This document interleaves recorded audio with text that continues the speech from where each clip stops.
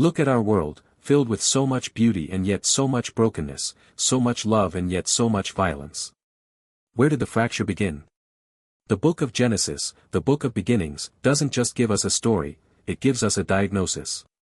It takes us back to the dawn of time, to a world unspoiled by shadow or shame, and forces us to witness the precise moment the first crack appeared in the masterpiece of creation.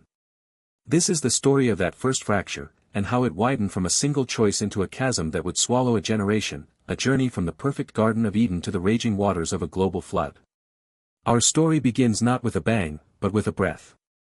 In a world bursting with color, life, and perfect order, God forms a man from the dust of the earth.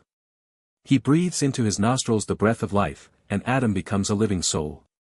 He is placed in a sanctuary of delight called Eden, a garden where his work is joyful partnership with his Creator, not toil. He walks with God in the cool of the day. There is no fear, no shame, no separation. God sees that it is not good for man to be alone and forms a helper fit for him, Eve, from Adam's own side. In her, Adam sees not a stranger, but bone of his bone and flesh of his flesh. They are naked and they feel no shame. This is humanity as it was designed to be, in perfect communion with God, in perfect harmony with each other, and in perfect peace within themselves.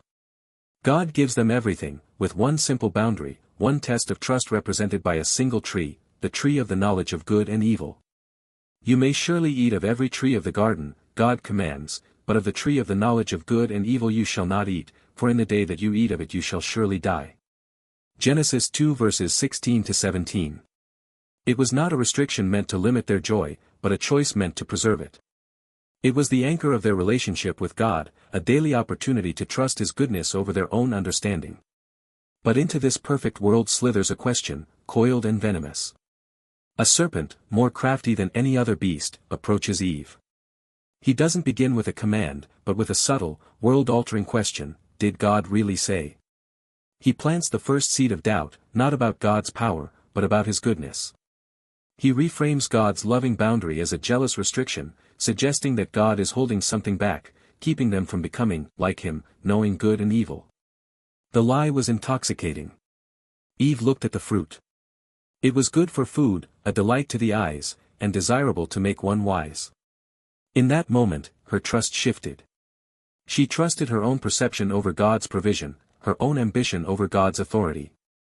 She took a bite, and the world fractured. She gave it to Adam, who was with her, and he ate. Instantly, their eyes were opened. But what they saw was not divine wisdom, it was their own nakedness. The first thing they knew was not good, but shame. The innocence was gone, replaced by a desperate need to hide. They stitched fig leaves together, a pathetic attempt to cover their newfound vulnerability. And then they heard it, the sound of the Lord God walking in the garden in the cool of the day. This was a sound that once brought them joy, but now it brought terror. And they hid. This was the first great tragedy, the creatures hiding from their Creator.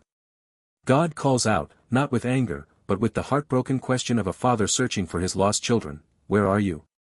Adam's reply reveals the anatomy of sin, I heard the sound of you in the garden, and I was afraid, because I was naked, and I hid myself. Fear, shame, and hiding. And then, the blame. Adam blames Eve, and indirectly, he blames God, the woman whom you gave to be with me, she gave me fruit of the tree. Eve, in turn, blames the serpent. The perfect harmony was shattered, replaced by a chain of accusation. The consequences were immediate and heartbreaking. Pain in childbirth, toil in the ground, and a disruption of the perfect unity between man and woman. But the greatest consequence was exile. They were driven out of the garden, away from the tree of life, and an angel with a flaming sword was placed to guard the way back. The fracture was complete. Humanity was now outside the gates, living in a world tinged with sorrow and struggling under the shadow of a death they had chosen. This first crack, this original fracture, would now begin to spread. Adam and Eve have two sons, Cain and Abel. They represent the two paths humanity can now take outside of Eden. Abel, a keeper of sheep, brings the best of his flock as an offering to God, an act of faith and reverence. Cain, a worker of the ground, brings some of the fruit of his soil, but the Bible hints his heart was not right. God accepts Abel's offering, but rejects Cain's. And here, we see the poison of Eden's fracture at work in the next generation. Cain's face fell. He grew angry and jealous. God, in his mercy, comes to Cain directly, warning him.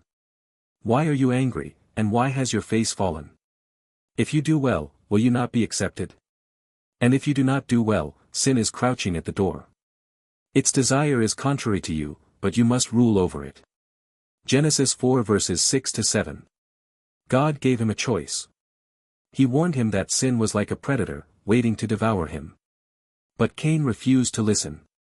He let the beast of jealousy consume him.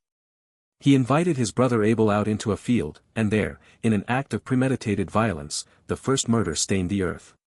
The hands that were meant to cultivate the ground were now covered in a brother's blood. Once again, God comes with a searching question, where is Abel your brother? And Cain's reply is chillingly defiant, the echo of his parents' blame shifting but now hardened into outright rebellion. I do not know, am I my brother's keeper?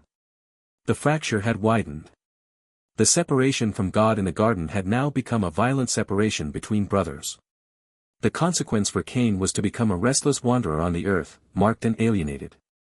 His descendants would go on to build cities and invent instruments, but their lineage is marked by pride, polygamy, and vengeance, culminating in Lamech's boastful song of murder. Generations pass.